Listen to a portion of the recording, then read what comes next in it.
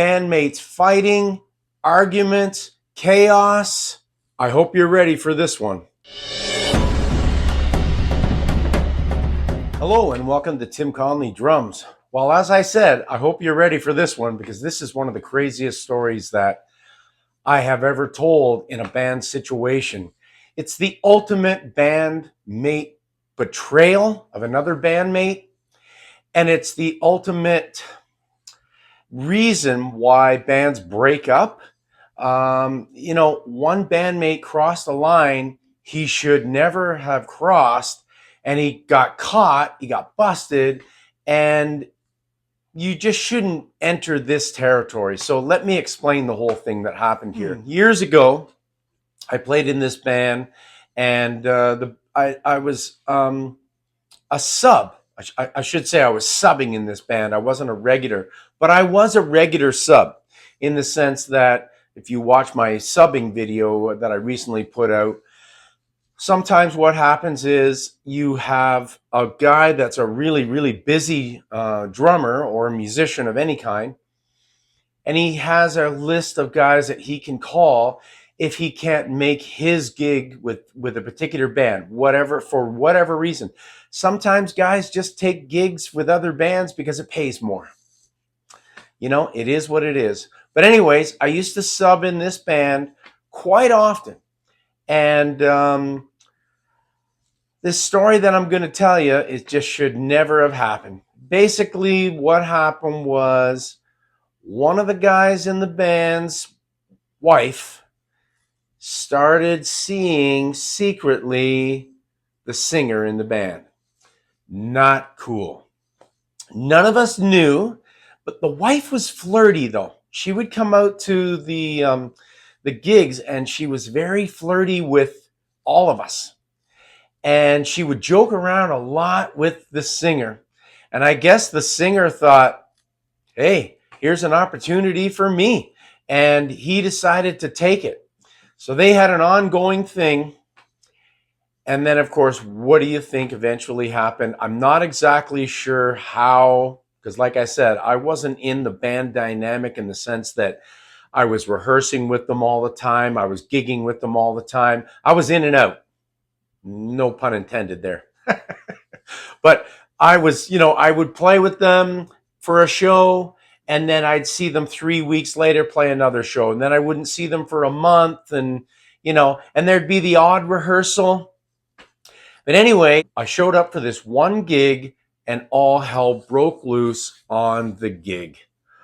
It was one of the most insane gigs that I've ever done because of the confrontation that took place.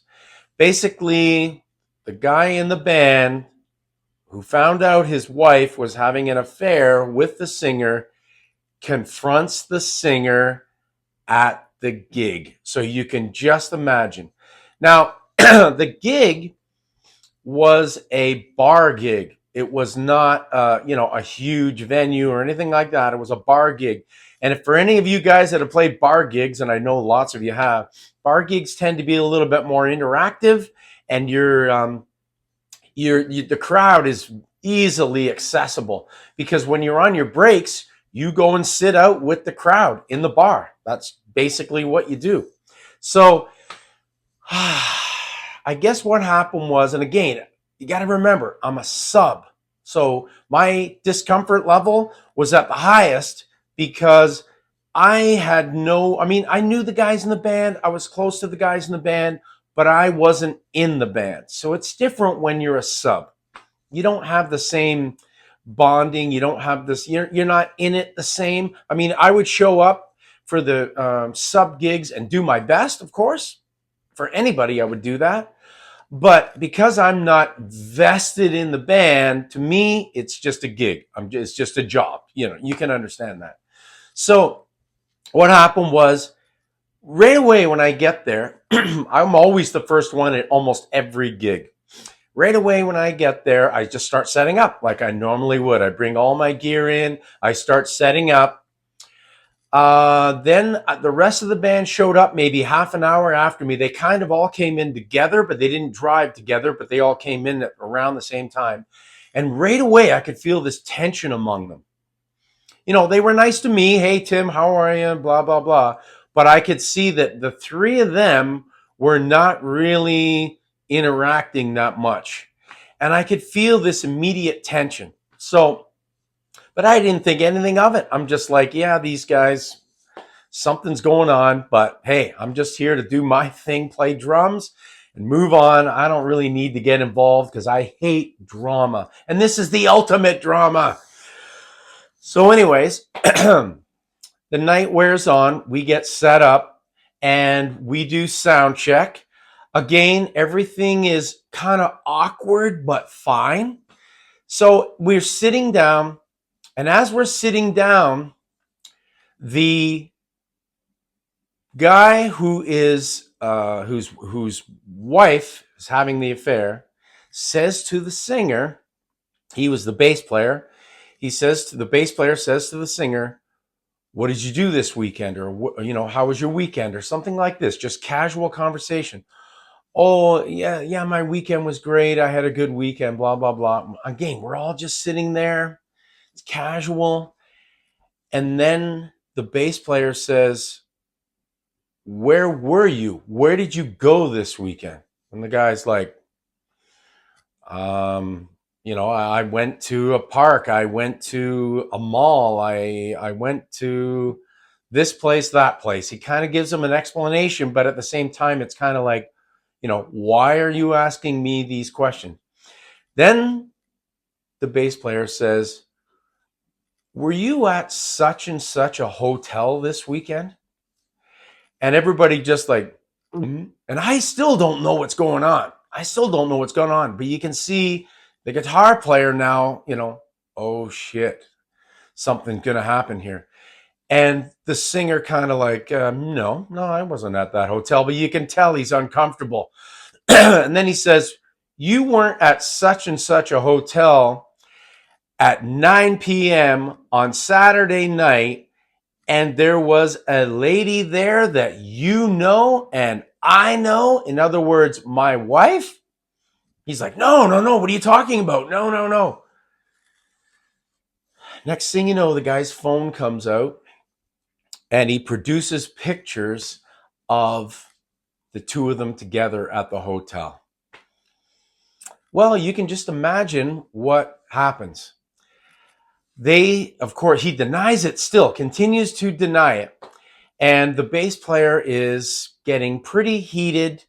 And we're like, calm down, guys. We haven't even played the show. Like, I'm just sitting there and I'm like, okay, let's take this down a few notches because I can see where this is going to go. This is going to explode. We're going to get fired. Blah, blah, blah. It's going to get ugly. So anyways, I go outside with everybody except for the singer. He stays inside. Everybody goes outside. And we're talking to him. And like I said, I'm talking to him, but the guitar player is the one that's got to lead this show because they're closer. So he explains that he found out that his wife, through texting, was going to meet up with this singer at this hotel and that they were going to, get it on. And it was going to be a secret thing. Well, it turns out that not only had they done this many, many times in a hotel, but they've done it in the car and they've done it even on the gigs, which is really crappy, that the wife would show up, text the guy on the break, and on the break, he would go out and meet the bass player's wife. Now, this is really shitty, guys. It's shitty in every aspect imaginable. It's shitty from the wife's perspective. She's obviously a lowlife, and I felt sorry for the bass player. And it's shitty from the wife not respecting her husband or the band, for that matter, because she's doing it knowing that the band is going to be working and she's just taking advantage of downtime for the singer. Like, it's just, the whole thing is ridiculous. It's like something out of a movie.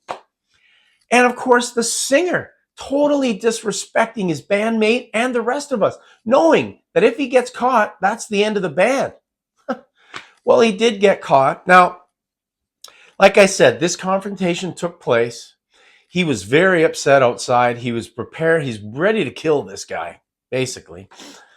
So we said, look, Well, actually, I didn't say anything. The guitar player said, look, let's just do this gig and then we'll talk about what we're going to do moving forward. So the bass player, unbelievably, I would have just packed it up and left. As a matter of fact, I was thinking about packing it up and leaving because of the uncomfortable level of tension that was arising. Little did I know what was going to happen. So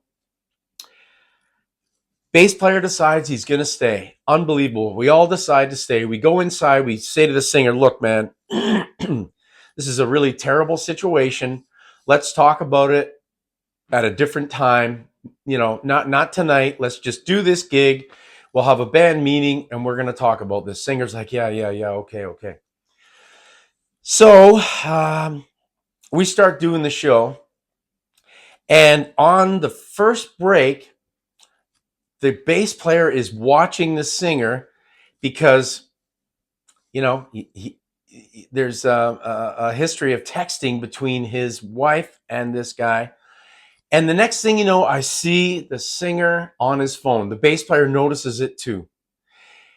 So he says to him, you know, who are you talking to? And the guy's like, it's none of your business. So things start heating up again on the break. Break's over. We get back on stage. And while he on stage, the guy was using his phone for some of the lyrics, which kind of surprised me because the band had been around for a while. I'm not sure why he needs these lyrics. Anyways, the bass player notices a text come in while the singer is singing. We're playing. A text comes in over top of the lyrics. It's the bass player's wife texting, you know, what's going on. I can't remember exactly what. I didn't see it because I was too far back. I'm drums. But the bass player went right over. He read it. The next thing you know, the bass player takes his bass off, jumps the singer, all hell breaks loose. And the crowd is like, what the hell is going on? A fight breaks out on stage between these two. Myself, the guitar player, bouncers jump on the stage. We break the whole thing up. There's a lot of screaming and yelling going on. Needless to say, it's chaos. And the crowd is just like, wow, they're all excited. They'd never seen a band get into a fight like this. And this is long before any of the drama that I talked about recently with, you know, professional big name bands fighting on stage. You know, I did a video about that, I don't know, a couple months ago. And this was long before that. And I decided I would save this story until another date. And then now I decided to finally tell this story because it's really insane. Anyways, the fight breaks up. Of course, the bass player storms out. He comes back a little bit later. The gig is done. We are done. I remember saying to the guitar player, like, you know, what do we do? And I hate to say it, I'm not, you guys are going to think I'm an asshole, but I'm thinking to myself, am I getting paid for this gig? Like, I did think that. I did get paid. I got paid for the gig, even though we only did one set and I think 3 songs. But I don't think that band ever worked there again. I never did another gig with them because I was just like, I'm done with these guys because this was absolute chaos. Nobody got hurt in the melee. I mean, there were some bruises, you know, a little bit of a bloody lip. I think the guy's back got sore because he got slammed to the ground by the bass player. Neither one of them were fighters, but the singer was in better shape than the bass player was bigger. The singer was in slightly better shape, so nobody really won the fight because it got broken up so quickly. But anyways, when the dust settled, the bass player, like I said, he stormed out. He came back in. He got his stuff. The singer was outside. We had to keep them separate because it was constant yelling and screaming even from across the bar. And the crowd is just like, this is the greatest band ever, which kind of made me laugh. I hate to say it. In this situation, the way the crowd reacted, they were just like, yeah, this is, you know, this is like a boxing match and a band. This is the best. This is like UFC on stage. Myself and the guitar player, the bass player, the singer, we did not see it that way. Anyways, everybody ended up, the bass player stormed out with his gear. He just came in, grabbed the stuff. He was gone, didn't speak to anybody. Guitar player took the singer aside and pretty much told him he was an asshole and he's quitting the band. And I'm just standing there going, what the hell just happened? So I just packed my stuff up. I said goodbye and I left. I was the last one out of there, but I did, of course, drummer. You're always the last one out. But I did say goodbye to the guitar player. I didn't speak to the singer at all because I thought he was an asshole. And I left. I then later found out, of course, the band broke up and the band was toast, and really low life thing to do on the part of that singer. Really crappy. I never played with those guys again because I just didn't want any part of any of that. I did contact the bass player and I did speak to him, and I said, man, that's, I feel bad for you. And you're all probably wondering, well, what happened with the bass player and his wife? Well, they divorced. They separated actually the next day. That he went home that night, and the next day they made arrangements that they were done. And he moved out, I think 2 weeks later, and then they were divorced within, I don't know, year and a half. Luckily, no kids involved, because divorce, when there's kids, of course, it's the kids that suffer in those situations. It's terrible. But they just literally split up, and the guy is, I haven't talked to him for quite some time, but the last time I heard, he's leading a single life, and he seems to be doing okay. I don't know if he's still playing bass. The guys in the band were not, I was the only full-time pro. The rest of them were guys that worked day jobs and were weekend warriors, which is fine. I have no problem playing with weekend warriors as long as they're good musicians. I don't really care. I just want to play music. I don't want to get involved in this drama. So guys, word to the wise, stay away from band drama as much as possible. I've seen so much of it over my 40 years of playing in bands, and it always is a terrible situation. I got some more stories coming up. I only wanted to tell you this one story today because it's a doozy, and I want you guys to take it in. I do got some other crazy band stories coming up. I want to thank my recent subscribers. I want to thank my recent commenters. I want to thank you for your condolences to me with my sister Brenda passing away. It was actually her 2-year anniversary of passing away. I should have mentioned that in the post that I made. It was 2 years ago, March 1st, 2 years ago that she passed away. And I did do a video dedication 2 years ago to her. But rest in peace, Brenda. If you're up there and there's YouTube in the sky, I hope you get to see and hear me talking to you at some point. Anyways, thanks very much for watching. And as always, keep drumming and stay away from drama. See ya.